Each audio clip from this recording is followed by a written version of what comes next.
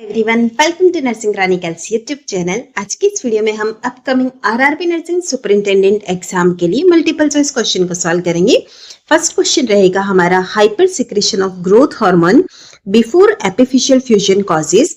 एपिफिशियल fusion जो होता है उससे पहले अगर ग्रोथ हार्मोन जो है उसका सिक्रेशन ज्यादा हो जाता है तो उसकी वजह से क्या होगा। Option A dwarfism, option B acromegaly, option C gigantism, option D osteoporosis. Right answer है हमारा यहाँ पर ऑप्शन सी जिगेंटिज्म।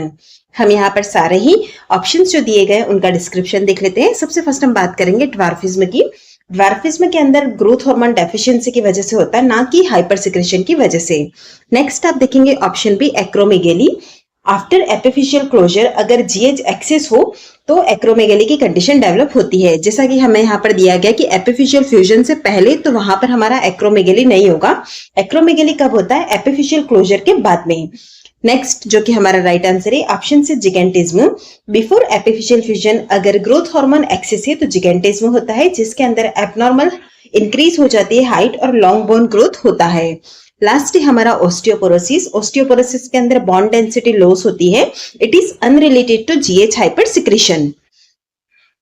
नेक्स्ट क्वेश्चन है हमारा, which condition after parathyroidectomy requires immediate notification to the physician.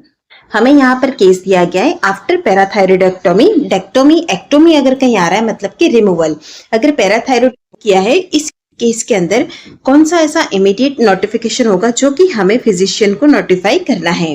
Option A difficulty in sleeping, option B difficulty in walking, option C incisional pain, option D laryngeal stridor. Right answer है हमारा यहाँ पर option D laryngeal strider. चलिए हम यहाँ पर rational के अंदर सारे ही ऑप्शंस का डिस्क्रिप्शन देख लेते हैं। सबसे first option A difficulty in sleeping.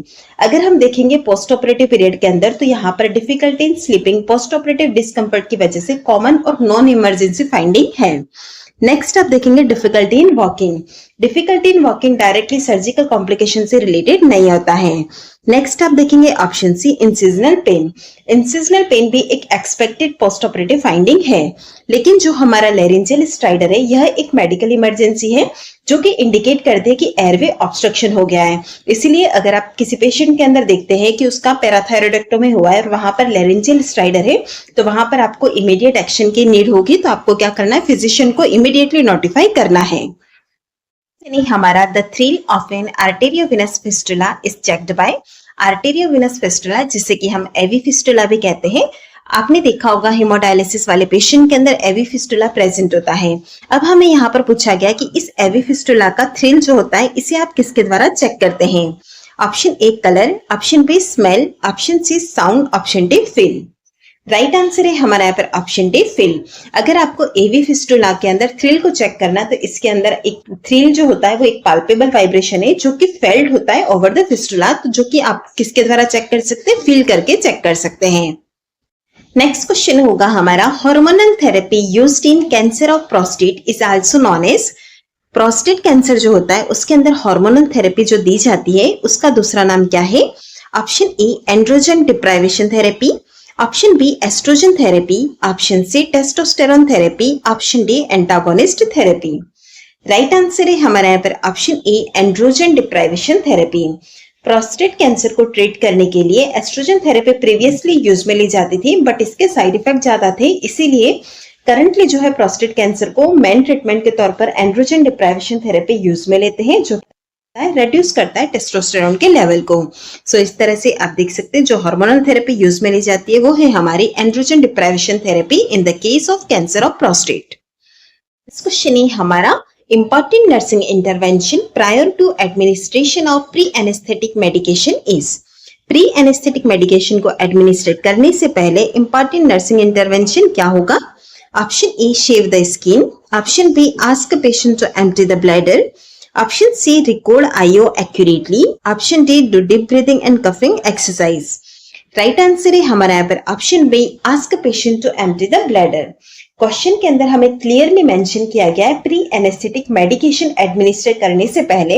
तो प्री एनेस्थेटिक जब एडमिनिस्टर कर रहे हैं उससे जस्ट पहले जो हमारा इंपॉर्टेंट नर्सिंग इंटरवेंशन है वो रहेगा कि हम पेशेंट को कहें कि ब्लैडर को एम्प्टी करें। इसका रीजन ये होता है कि ब्लैडर एम्प्टी करेगा तो यह प्रिवेंट कर सकता है यूरिनरी रिटेंशन को, और ड्यूरिंग सर्जरी जो डिस्कम्फर्ट होता है वो भी कम होगा। नेक्स्ट क्वेश्चन है हमारा, what is the correct position for a patient receiving an enema. Enema receive करना है अगर किसी पेशेंट को तो वहां पर करेक्ट पोजीशन क्या होगी? Option A prone position, option B right lateral position, option C supine position with leg straight, option D left lateral Sims position। Right answer है हमारा यहाँ पर option D left lateral Sims position. चलिए इसका rational क्या है वो भी हम देख लेते हैं। अगर एनिमा रिसीव करना है किसी पेशेंट को तो वहां पर प्रीफर्ड पोजीशन जो होती है वो होती है लेफ्ट लेटरल सिम्स पोजीशन, क्योंकि डिसेंडिंग कॉलन और सिग्मॉइड कॉलन जो होते हैं वो लेफ्ट साइड के अंदर होते हैं। ग्रेविटी जो होती है वो भी यहाँ पर एक इंपॉर्टेंट रोल प्ले करती है, जो कि क्या करती है, एनिमा सॉल्यूशन को flow naturally into the colon. इसी के साथ यह प्रमोट करता है better retention of the solution को। इसीलिए एनिमा जब भी पेशेंट को एडमिनिस्टर किया जाता है तो वहां पर जो पोजीशन दी जाती है वो होती है लेफ्ट लेटरल सिम्स पोजीशन।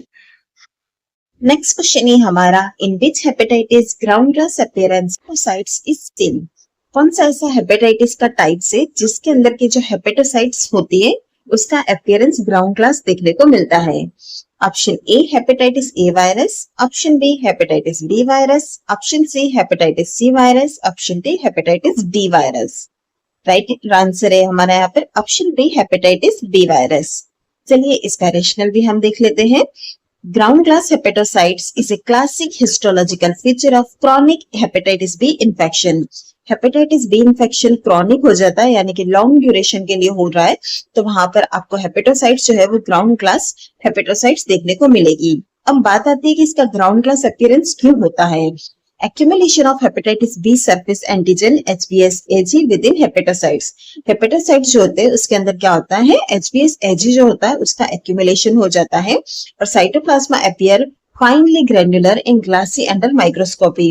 इसीलिए अगर आप अंडर माइक्रोस्कोपी देखेंगे तो साइटोप्लाज्मा का जो अपीयरेंस है वो फाइनली ग्रैन्युलर होगा और ग्लासी होगा। इसीलिए हमेशा आपको याद रखना है, अगर एग्जाम में पूछा जाता है ग्राउंड ग्लास अपीयरेंस तो वो होगा हमारा हेपेटाइटिस बी का। नेक्स्ट क्वेश्चन है हमारा, which of the following is a surgical treatment of glaucoma. निम्न में से कौन सा ग्लोकोमा का सर्जिकल ट्रीटमेंट है?